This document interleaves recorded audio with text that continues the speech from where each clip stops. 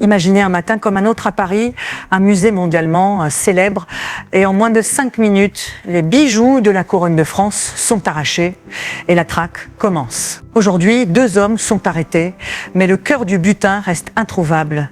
Le patrimoine tremble et la question terrible plane. Et maintenant, dimanche 19 octobre 2025, la galerie d'Apollon, au sein du musée du Louvre à Paris, un vol spectaculaire en pleine lumière dans l'un des lieux les plus symboliques de France. Fait clé, les cambrioleurs ont exploité une nacelle monte-charge pour accéder à un balcon côté Seine. L'opération a duré moins de 8 minutes. Certains experts parlent de 4 minutes à l'intérieur. 8 pièces de la couronne ont été emportées, valeur estimée 80 millions d'euros. Jusqu'à ce jour, le musée et les autorités font face à un vent de critiques sur leur dispositif de sécurité. Le décor est planté.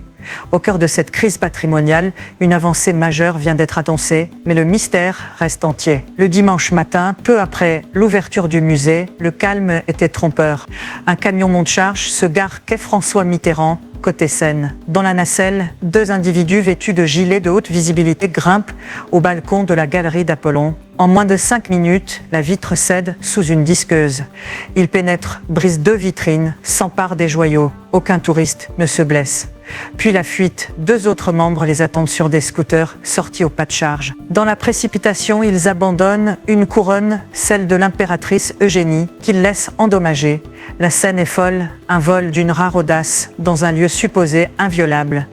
Et maintenant, le coup de filet arrive, ou presque. Quelques heures après, le choc se propage. Le parquet de Paris, par la voix de Laure Becqueau, annonce l'arrestation de 2 suspects le samedi soir, dont un interpellé à l'aéroport Paris, Charles de Gaulle, alors qu'il s'apprêtait à quitter le pays. Ils sont tous 2 dans la trentaine, originaires de la banlieue de Seine-Saint-Denis, connus des services de police.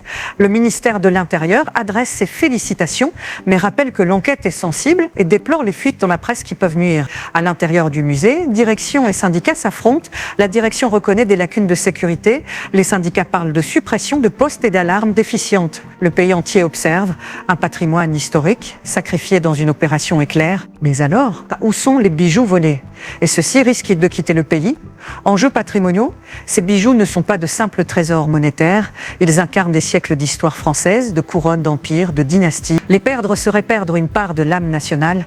Chiffres récents, 2 arrestations confirmées à ce jour, plus de 100 enquêteurs mobilisés, stratégie criminelle. L'arrestation à l'aéroport suggère que les voleurs prévoyaient une sortie du territoire. Le modus operandi, camion monte-charge, gilet fluo, scooter, montre une logistique bien huilée, de type réseau organisé. Sécurité et institution. Le fait qu'un lieu de ce rang ait subi un tel vol ravive le débat dotation, modernisation, effectif. Le rapport d'audit qui pointait les défauts n'a été que partiellement appliqué. Impact géopolitique. Le vol dépasse la France. Il ébranle la confiance internationale dans la sécurité des musées. Il alimente le trafic d'art, le démantèlement de bijoux, la spéculation. Risque futur, le gros dossier récupération des pièces, démantèlement éventuel des joyaux pour les vendre séparément, fuite des complices. Le trésor court encore, le filet se resserre. Et maintenant, l'État français a-t-il assez de moyens pour le récupérer? 2 hommes interpellés, mais 8 joyaux disparus. Un musée mondialement reconnu vulnérable. Une nation qui vacille devant un coup d'audace. Et la question qui martèle la mémoire collective. Qui a orchestré ce vol? Où est le reste du réseau? Quel sera le sort des trésors? La traque est lancée. Les enjeux sont énormes. Reste à savoir si tout cela ne va pas simplement déclencher une nouvelle crise. Plus grave encore. C'était Monde Plus, l'actualité mondiale, sans filtre. Abonne-toi pour plus de vidéos d'actualité.